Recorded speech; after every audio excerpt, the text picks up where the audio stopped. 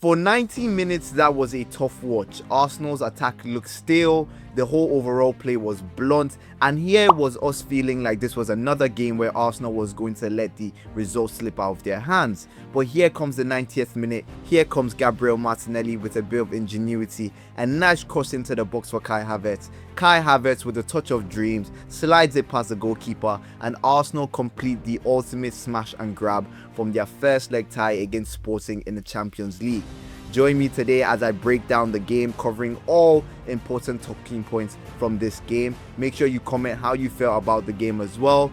Subscribe, leave a like, and make sure you share to your friend who's possibly an Arsenal fan and let them comment as well what they thought about the game. Now, Arsenal coming to this game on the back of a 2-game losing run. They lost the cup final against Manchester City in the Carabao Cup 2-0, and then they got knocked out of the FA Cup by Southampton on the weekend 2-1. So Arsenal were looking to respond, but as the game started, that was not how it felt. Sporting started the game better. As we know, they had the first chance where Ben White got caught out and they hit the post. And from that start, maybe you were feeling like this is not the way Arsenal should have started the game. This is not what, as an Arsenal fan, you're looking forward to. You expected that off the back of your first back-to-back defeats in the season, you want the team to start a bit quicker. But that was far from the case. Arsenal started a bit slow. Sporting looked good. But as the game grew on, Arsenal, as you know, they're the better team. They have the better players. They started to gain a sense of control in the game. The likes of Martin Odegaard started to get on the ball. Arsenal started to create a lot of passes. But at the end of the day, these passes didn't really lead to anything. For the better part of from the 20th minute to the 70th minute, Arsenal were not able to create clear-cut chances. Sporting actually finished the game with a higher XG than Arsenal, so which shows that for all the possession and all the passes that Arsenal made today, they weren't able to create anything tangible. If Arsenal ended up failing to win today, this would have been the first time this season where Arsenal went 3 games without winning a game. But thankfully, Mikel Arteta made some changes, brought on the likes of Max Daumann, brought on the goal scorer Kai Havertz for Martin Odegaard, brought on Gabriel Martinelli, and in the 90th minute, Gabriel Martinelli and Kai Havertz were able to combine a nice cross, a bit of ingenuity, a bit of directness from Gabriel Martinelli, taking it past the Sporting players on the wing, putting a nicely weighted ball into the box for Kai Havertz. Kai Havertz with an absolutely fantastic touch, and then he slides it past the keeper, and Arsenal can say job done in the first leg. But even though the job was done in the first leg, right guys, if we're breaking down this game from what Arsenal played from minute 1 to minute 9, there's still a lot of gaps, there's still a lot of questions that need to be answered by this Arsenal side. And now, before people would think that, oh, we might be a bit too critical on Arsenal because Arsenal did end up winning the game, Arsenal did end up getting the job done,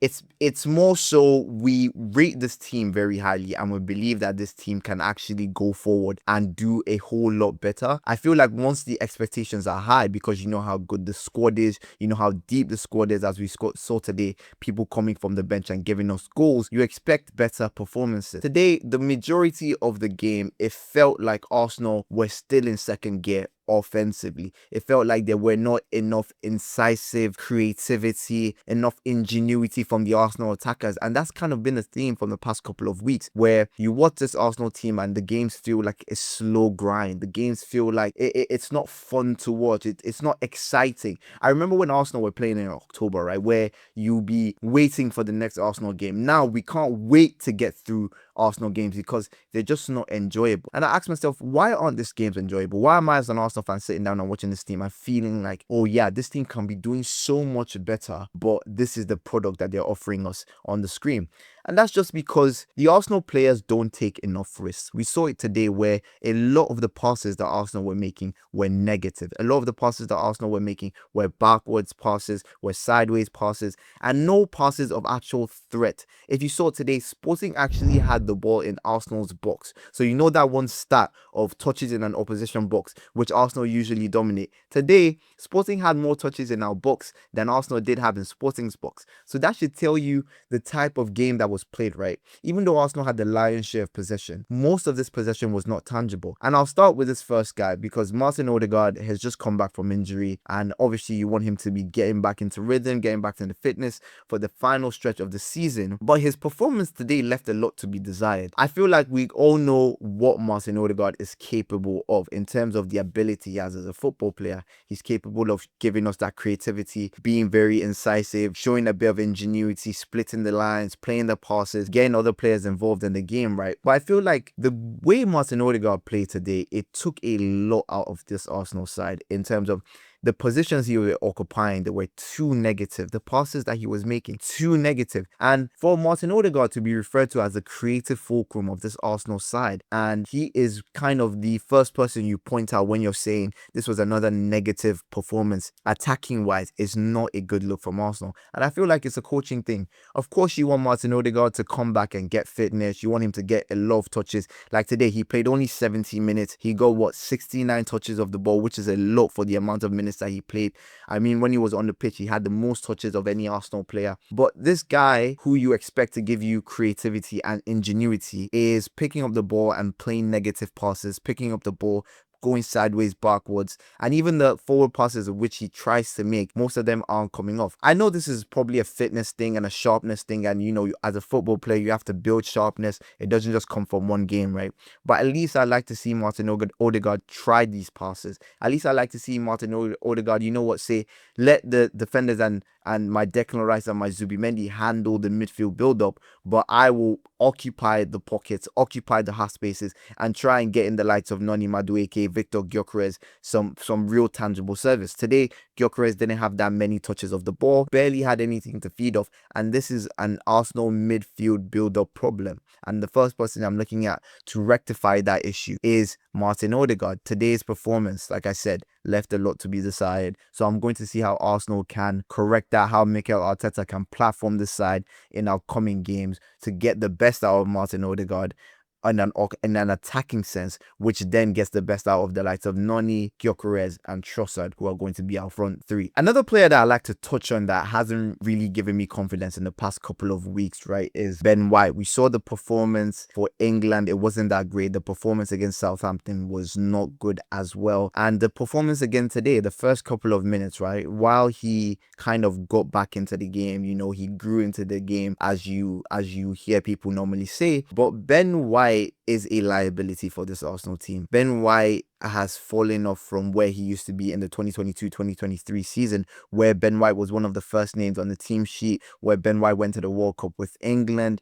He has kind of fallen off, right? And I don't know whether it's a fitness thing, like with Martin Odegaard, or whether it's a sharpness thing. But even offensively, right, there are a lot of times where you're putting your foot on the ball, slowing down momentum. There are a lot of passes that you could have made in that game. And, even though I'm highlighting Ben White right now, but this might not be only limited to Ben White. This might be for the whole Arsenal team. Like I said, where Odegaard did it sometimes, Declan Rice did it sometimes, Zubimendi did it sometimes, where they just hold on to the ball for too long, right? And after you hold on to the ball for too long, what happens is that defenses are able to get set. So Sporting can get all their players behind the ball. They can, get into their shape, get organized, and then you have a much harder defense to break through. If you see the likes of Liverpool with Jurgen Klopp in the Salah, Mane, Firmino era, these guys were quick. You get the ball, you move it out, you want to play quickly. Even the Man Cities with the Gundogan, De Bruyne, David Silvas, they also played quick. Now, the issue with Arsenal, right, is that you have players who step on the ball, who kill momentum, like Ben White today, Odegaard today as well, killing momentum and not helping the team go forward, not putting the likes of Noni, Trossard, or Gyökeres in good positions where there's space for them to exploit. That's part of the reason why this Arsenal team looks the way they look, because these players are essentially killing attacks before they start by killing momentum and putting their foot on the ball. At the end of the day, right, I feel like with Arteta, you also want to watch how he manages these games as well, where Arsenal don't look as sharp, where Arsenal don't look as fluid as they're supposed to look. And I would say he did make changes, brought on two people who combined for the goal at the end of the game in Havertz and Martinelli. Even though I felt like Martinelli was a bit quiet, Havertz was a bit quiet. But yes, that moment of brilliance, the moment of ingenuity from Martinelli, taking it past two players and playing the ball in for Havertz. And Havertz, a composed finish, slides ties it in. You can't really ask for more, right, from a coaching perspective, because at the end of the day, these are the bodies that we have. You remember going into this game, Arsenal are dealing with a lot of injuries, a lot of players who are dealing with physical discomfort. Like today, Bukayo Saka and Duran Timber were notable absentees, right? And you just have the likes of Declan Rice coming back into the side. David Raya hasn't played for the past 3 weeks. So there was a lot of chop and change in the past couple of weeks and, navigating the side. But I feel like Arteta did well. The only place where I'll give him a bit of criticism is I feel strongly about being unbiased, right? I know some players are senior players like the likes of Havertz, Martinelli, Madueke. These guys are more senior than Max Dowman. But in terms of what players have offered us the past couple of weeks, right, I feel like there's no player who has done better than Max Dowman for Arsenal. When you've had the likes of Havertz on the pitch, Gyökeres on the pitch, Martinelli on the pitch, Trossard on the pitch, he has been our best attacker. So I'll be looking for Max Dowman to start the game against Bournemouth this coming weekend. I feel like we need to give this kid enough reps as possible. We saw it with Barcelona and Lamine Yamal, where some people are like a bit hesitant and saying, oh yeah, this guy is still a kid. He's still 16 years old. He should take time with development. But guys, if you're good enough, you're old enough. And that's how I feel about Max Dowman. I felt Max should have been introduced much earlier into this game. But the game happened the way it happened. I think Arteta did make changes. They came on in the 70th minute. Havertz came on a bit earlier. And Arsenal were able to complete the ultimate smash and grab in Lisbon. As much as there were a lot of negatives in the game in terms of the build-up and the way Arsenal played and being, again, still slow, pragmatic, risk-averse, you can't knock down the fact that the number one goal today was to go in and win the first leg, get a lead going into the Emirates next week, and that is what Arsenal did. So if you want to take a step back and really look at the game from that perspective, then Arsenal did the job today, and I'm very much in agreement with that. This was the perfect result, especially after a 2-game losing skid. You want to correct that as quickly as possible, and what better way to do with a late goal? So now the spirits are high, the players are probably getting back confidence. The likes of Martinelli, Havertz probably getting their confidence back, and Arsenal, now we're looking on to Saturday against Bournemouth. Arsenal, once again, you have to go there. Like Arteta said, it's finals on finals on finals every single game. And this is the level that we're at, right? Where every game matters. And so people might feel like this is a lot of pressure, but I'm telling you, when your team is a big team, when your team is competing at the highest level, every single game you play, there will be stakes involved. So today, the stakes, Arsenal were able to come out on top. We're looking at Bournemouth. Please go there and win. And the next week, complete the tie and get into the semi-finals of the Champions League. But guys, that's all I have for you in this breakdown. Please press the like button, comment, subscribe. Let me know how you felt about the game. Let me know how you felt about the substitutions. Could they have been made earlier? Tell me how you felt about the players' performances. The likes of Martin Odegaard, Ben White, Zubimendi, Declan Rice, David Raya, who I didn't even touch on, but I felt had another solid game. Tell me how you guys felt about these games. I will see you guys in the midweek breakdown of the Bournemouth game. Make sure you subscribe for more of that. But thank you guys for tuning in, and make sure you have a good evening. Goodbye.